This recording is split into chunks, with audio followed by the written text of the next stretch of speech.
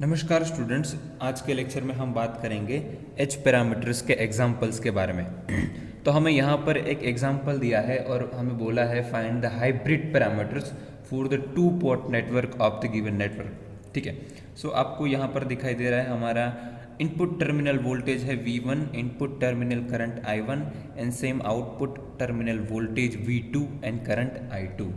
ठीक है, so let's say ये फर्स्ट लूप है जिसमें ऐसे करंट फ्लो हो रहा है, सेकंड लूप में यहाँ पर करंट फ्लो हो रहा है, यहाँ पर करंट की वैल्यू इस यहाँ पर इस नेटवर्क में है I1, यहाँ पर है I2। सो इस नोड पे अगर हम KCL अप्लाई करेंगे तो हमें पता चलेगा यहाँ पर जो करंट फ्लो करेगा वो होगा I1 प्लस I2। ठीक है, जो फ्लो करेगा 10 ओम रेजिस्टेंस में से। हमें फाइंड करने हैं इस नेटवर्क के लिए एच पैरामीटर्स। ठीक है, सो लेट से हमारे पास जो नेटवर्क है फर्स्ट लूप हमारा जो है उसमें KVL अप्लाई करते हैं। ठीक है, तो KVL का इक्वेशन क्या बनेगा? KVL इनपुट वोल्टेज हमारा है V1, so we will right V1। यहाँ पर वोल्टेज ड्रॉप होगा across 3 ohm resistance, that is 3 multiply by current I1। बाद में यहाँ पर है 10 ओम का रेजिस्टेंस जिसमें करंट फ्लो करेगा I1 plus I2, so we will write -10 I1 plus I2 is equal to 0। अब एक चीज़ आपको ध्यान में रखनी पड़ेगी, दोनों करंट की डायरेक्शन सेम है, दैट इज़ वाई यहाँ पर I1 प्लस I2 होगा। ठीक है, लेट से यहाँ पर हम क्लॉकवाइज डायरेक्शन में ले रहे हैं और यहाँ पर भी क्लॉकवाइज डायरेक्शन में होता तो यहाँ पर I1 और I2 की जो डायरेक्शन है वो अलग हो जाती। उस केस में हम I1 प्लस I2 नहीं लिख सकते, लेकिन I1 माइनस I2 लिखना पड़ता। ठीक है, दूसरी चीज़, अगर हम हाइब्रिड पैरामीटर फाइंड करते हैं तो उस केस में सबसे पहले आपको बता दूं, आपको याद होगा जो हमने लास्ट लेक्चर में भी वही किया था कि हमारे जो डिपेंडेंट वेरिएबल है वो हो गए input voltage V1 and output current I2, that will be the function of independent variable. तो इंडिपेंडेंट वेरिएबल क्या था हमारा? I1 current end voltage V2। ठीक है, ये सब चीज़ आपको याद होगी। तो उसी में से हमने हमारा जो एच पैरामीटर्स का इक्वेशंस था that V1 is equal to H11 into I1 plus H12 into V2। ठीक है, वो दोनों इक्वेशंस है उसको फॉर्म किए थे, तो ये चीज़ आपको याद होगी।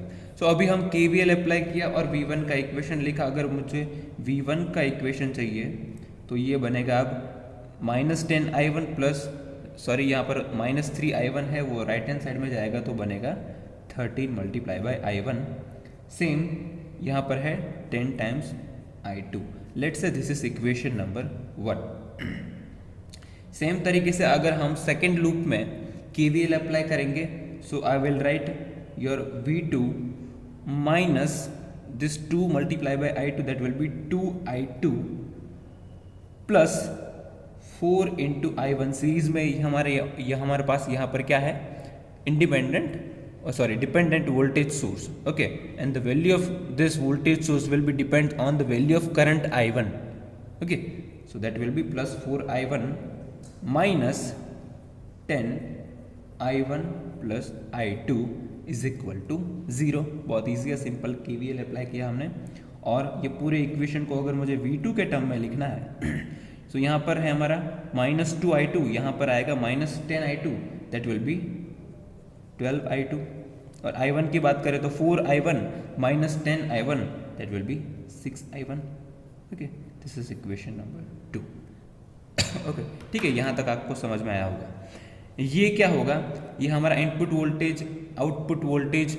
ठीक है, so that will be in terms of I1 I2। सो ये तो हमारे Z पैरामीटर्स हो गए। ये हो गया आपका Z11, ये हो गया Z11, ये Z12, ये आपका हो गया Z21, अगर 6 की बात कर रहा हूँ। ठीक है, I1 तो नहीं आएगा उसमें, और ये हो गया Z22। तो लास्ट लेक्चर में हमने क्या डिस्कस किया था कि भाई हमारे पास अगर Z पैरामीटर है और H पैरामीटर फाइंड करने हैं तो जो इक्वेशंस हम यूज़ कर रहे थे वो क्या थे? H11 के लिए था भाई determinant of Z divided by Z22। H12 के लिए क्या था? Z12 divided by Z22। ठीक है, H21 के लिए क्या था? -Z21 divided by Z22। और फाइनल H22 के लिए था 1 डिवाइडेड बाई Z22। तो अगर आपको पता है कि भाई अगर मुझे z पैरामीटर में से h पैरामीटर कन्वर्जन करना है और उसके जो ये इक्वेशन से आपको याद होगी तो क्या करेंगे आप, आपके पास अब z11 z22 ठीक है 1 2 2 1 सारी वैल्यूज है तो उसमें रख देंगे तो आपको इजीली आपका जो h पैरामीटर्स है वो मिल जाएगा। ये तो एक मेथड हुई कि जिसमें आपको सारे इक्वेशंस याद है। अगर आपको इक्वेशंस याद नहीं है उस केस में आप कैसे करेंगे, क्योंकि आपको ये सब तो याद नहीं है। तो जो हमने लास्ट लेक्चर में जनरल केस के लिए किया था कि भाई हम क्या करते हैं, तो सबसे पहले जो h पैरामीटर के इक्वेशन, ये कौन से पैरामीटर के हो गए, ये तो भाई z पैरामीटर का इक्वेशन है, ये भी z पैरामीटर का इक्वेशन है ठीक है। तो इसी नेटवर्क के लिए हम लिखेंगे h पैरामीटर के नेटवर्क्स, ठीक है। सो h पैरामीटर्स हमें यहाँ पर पता है कि भाई v1 इज इक्वल टू क्या आएगा, h11 into i1 plus h12 into v2। Same यहाँ पर अब डिपेंडेंट वेरिएबल है i2, सो आएगा h21 into i1 plus h22 into v2। Let say this is equation number 3 and equation number 4, ठीक है। अभी जो लास्ट लेक्चर में किया था वही हम करने वाले हैं। सो ध्यान से देखिए, यहाँ पर देखिए हमारे पास वेरिएबल इस इक्वेशन में है i2 i1 and v2। So v2 i1 i2 है, यहाँ पर भी हमारे पास v2 है i1 है i2 है लेकिन ये वाला equation in terms of v2 है, ये वाला equation in terms of i2 है। ओके, सो इस इक्वेशन में से अगर मैं i2 निकालूं, ठीक है, सो यहाँ कैसे लिखूंगा मैं, तो I will write 12i2 is equal to v2 minus 6 times ia1, और अगर सिर्फ मुझे i2 चाहिए तो I will write v2 by 12 minus i1 by 2। Now this 6 and 12 will be 2 only. Okay, so ये वाला इक्वेशन मेरा बनेगा, let's say this is equation number 5, ठीक है। अब इस इक्वेशन को और इस इक्वेशन को आप इजीली कंपेयर कर सकते हैं, ठीक है, कीजिए, ठीक है। अभी इक्वेशन को कंपेयर कीजिए तो आपको पता चलेगा कि यहाँ पर i1 का कोएफिशिएंट क्या है, h21, तो इसका मतलब h21 इज इक्वल टू क्या होगा, यहाँ पर i1 का कोएफिशिएंट है -1/2, सो ये आपका हो गया एक पैरामीटर। दूसरा, यहाँ पर v2 का कोएफिशिएंट क्या है, h22, और यहाँ पर v2 का कोएफिशिएंट है 1/12, सो हमारा जो h21 एंड h22 पैरामीटर है वो हमें इजीली मिल गए। इसी तरीके से आपको क्या करना होगा, यहाँ पर देखिए अब हमारे पास i2 की वैल्यू है, ठीक है। अब यहाँ पर देखिए आपके पास जो फर्स्ट इक्वेशन है, यहाँ पर तो आपने देखा भी कि यहाँ पर v2 भी था, i1 i2 था, यहाँ पर i2 i1 v2 था, तो आप इजीली कंपेयर कर सकते थे। लेकिन ये वाला इक्वेशन नंबर 3 और इक्वेशन नंबर 1 को देखेंगे तो आपको पता चलेगा v1 कॉमन है, ठीक है, i1 देखेंगे i1 भी कॉमन है, लेकिन यहाँ पर i2 है और इस वाले इक्वेशन में v2 है, ठीक है। तो इसको हम डायरेक्टली कंपेयर कर सकते नहीं, तो क्या करेंगे हमने i2 की वैल्यू तो निकाली हुई है, वो किसके टर्म में है, v2 एंड i1 के टर्म में, ठीक है। तो ये i2 की जो वैल्यू है आप यहाँ पर रख दीजिए, ठीक है। सो आई होप यहाँ पर मैं लिखूंगा तो आपको दिखेगा दैट v1 को अब मैं क्या लिखूंगा, 13 टाइम्स i1 प्लस 10 और इनटू द ब्रैकेट i2 की ये वैल्यू में रखता हूँ अभी, वो होगी v2 divided by 12 minus i1 divided by 2। तो ये अब इक्वेशन देखिए i1 और v2 के फॉर्म में आ गया, ठीक है, जो हमारा यहाँ पर भी i1 और v2 के फॉर्म में है। तो इसका जो फाइंड करेंगे, इसका सिंप्लीफिकेशन करेंगे तो जो मिलेगा इक्वेशन वो डायरेक्टली मैं लिखता हूँ अभी, that is 8i1 plus 5/6 v2। Okay, let's say this is equation number 6। I hope you can see it, ठीक है। अब फिर से इक्वेशन नंबर 1 और इक्वेशन नंबर 4 और इक्वेशन दिस को आपको क्या करना पड़ेगा, कंपेयर।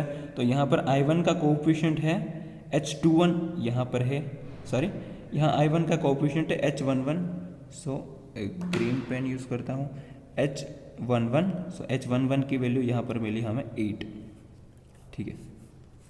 दूसरा पैरामीटर यहाँ पर 5/6 है v2 का कोएफिशिएंट, v2 का कोएफिशिएंट है यहाँ पर h12, सो h12 की वैल्यू मिलेगी भी हमें 5/6, ठीक है। अब आपको पता चलेगा कि भाई हमारा एग्जाम्पल यहाँ पर ख़त्म हो गया, लेकिन एक चीज़ अभी भी बाकी है आपको पता होना चाहिए कि इसके यूनिट्स क्या रहेंगे, ठीक है। यहाँ पर देखिए h11 है हमारा z/z22, ठीक है। सो H11 का यूनिट क्या रहेगा, that will be ohm. Okay, H12 का यूनिट क्या रहेगा, H12 that is nothing but impedance divided by impedance, तो इसका कोई यूनिट नहीं रहेगा, that will be unitless. Same H21 का यूनिट भी नहीं रहेगा क्योंकि ये हम क्या कर रहे हैं, ohm divided by ohm, that will be also unitless. इसका यूनिट क्या रहेगा, H22, so H22 is nothing but 1 divided by Z22, ठीक है। तो इसका यूनिट क्या होगा, मो, और आप बोल सकते हो सीमेन, ठीक है। तो इसी तरीके से आपको Z पैरामीटर्स को पता है तो आप इजीली H11 की वैल्यूज फाइंड कर सकते हैं अगर आपको इक्वेशंस याद है। ये एक मेथड हुई। दूसरी मेथड जो अभी हमने फाइंड की, क्या करेंगे, H पैरामीटर्स के इक्वेशंस लिखेंगे और बाद में उसको कैसे कंपेयर कर सकते हैं उसे ट्राई करेंगे, और बाद में हम H11, H22, H12 एंड 21 की वैल्यूज फाइंड करेंगे, ठीक है। तो ये दो अप्रोच है, आपको समझ में आ गए होंगे कि दो अप्रोच से हम फाइंड कर सकते हैं H पैरामीटर्स की वैल्यू। सेम अगर आपको Y पैरामीटर्स पहले फाइंड करना है, बाद में Y पैरामीटर्स से H पैरामीटर्स फाइंड करना है, वो भी कर सकते हैं। Ultimately our goal is to find out the value of hybrid parameters, ठीक है। So this is all about today's lecture. जब नेक्स्ट लेक्चर में मिलेंगे तो व्हाट इज G पैरामीटर्स उसके बारे में डिस्कस करेंगे। Thank you so much, see you guys next time.